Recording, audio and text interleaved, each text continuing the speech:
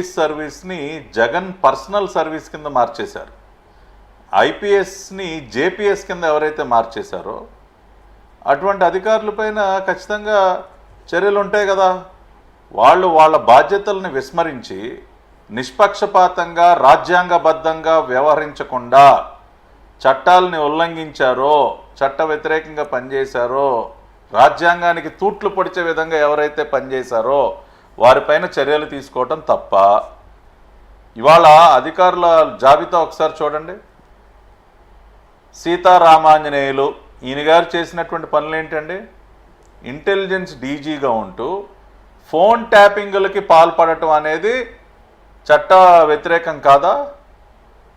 హైదరాబాద్లో ఒక సపరేట్ టీంని పెట్టి సపరేట్ సాఫ్ట్వేర్లు పెట్టి అందరి ఫోన్లు ఇంక్లూడింగ్ మై ఫోన్ ప్రతి ఒక్క ఫోను ట్యాపింగ్ చేశాడు కదా. అది కరెక్టా? అటువంటి పనులు చేయొచ్చా? రాజకీయ కక్ష సాధింపుకు పాల్పడలేదా ఆయన? సునీల్ కుమార్ సిఐడి, సంజయ్ గారు సిఐడి, వీళ్ళిద్దరూ సిఐడి అధిపతులుగా వాళ్ళు చేసినటువంటి అరాచకాలు ఏంటి సార్?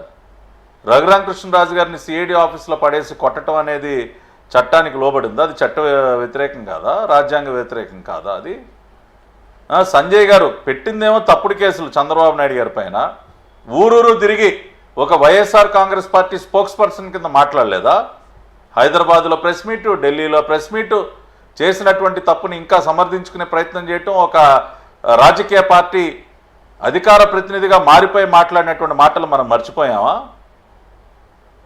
అదేవిధంగా పాల్రాజు ఐజీ సాక్షాత్తు దేశ ప్రధానమంత్రికి సంబంధించినటువంటి సభలో కనీస భద్రతా ఏర్పాట్లు చేయకుండా కుట్రపూరితంగా అక్కడ ఏదో ఒక రకమైనటువంటి అలజడి సృష్టించాలి, గొడవ సృష్టించాలి, లేదంటే ఏదో ఒక యాక్సిడెంట్ అక్కడ జరగాలని ఒక కుట్రలో భాగంగా అక్కడ మొత్తం భద్రతని గాలికి వదిలేస్తే స్వయంగా దేశ ప్రధాని క్రౌడ్ మేనేజ్మెంట్ చేసుకున్నారండి ఆ రోజున.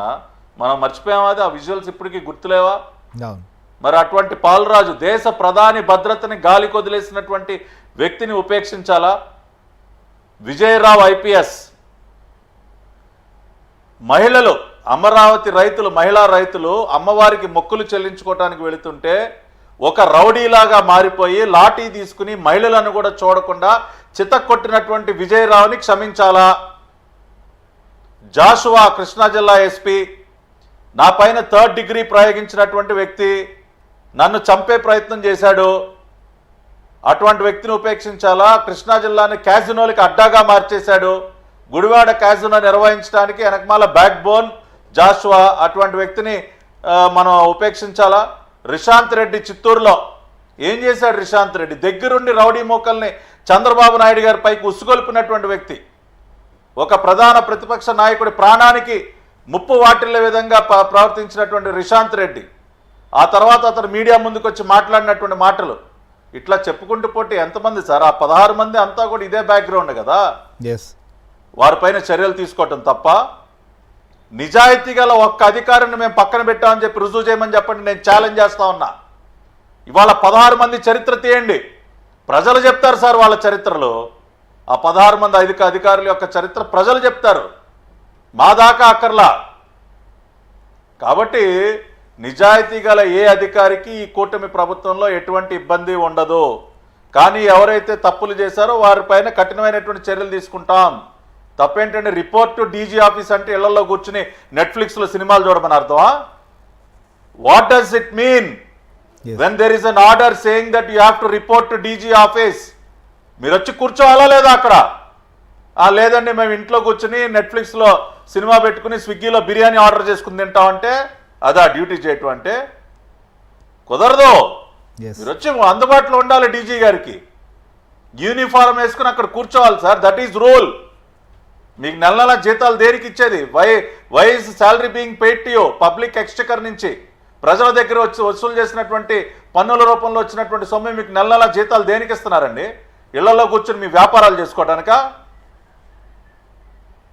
కాబట్టి ఈ ప్రభుత్వం పైన వేలెత్తి చూపించే అవకాశం లేదు. కానీ ఇందాక మీరు అనేక ఉదాహరణలు చెప్పారు. నిమ్మగడ్డ రమేష్ కుమార్ గారి పరిస్థితి ఏంటి? ఎల్వి సుబ్రహ్మణ్యం గారి పరిస్థితి ఏంటి? ఏబి వెంకటేశ్వర గారి పరిస్థితి ఏంటి? ఎంతమంది నిజాయితీ గల అధికారులు వీళ్ళు ఇబ్బందులు పెట్టారు సార్? రవిచంద్ర గారి పరిస్థితి ఏబి వెంకటేశ్వరరావు 5 సంవత్సరాలు పోస్టింగ్ లేకుండా చేశారు. ఏబి వెంకటేశ్వరరావు పైన వీళ్ళు చేసినటువంటి ఆరోపణలు ఒకటైనా రుజువు చేయగలిగారా? 5 సంవత్సరాలు ఆయన్ని పోస్టింగ్ లేకుండా హింసించారు. ఒక్క ఎవిడెన్స్, ఒక్క కాగితం మొక్క చూపించారా ఏబి వెంకటేశ్వరరావుకి?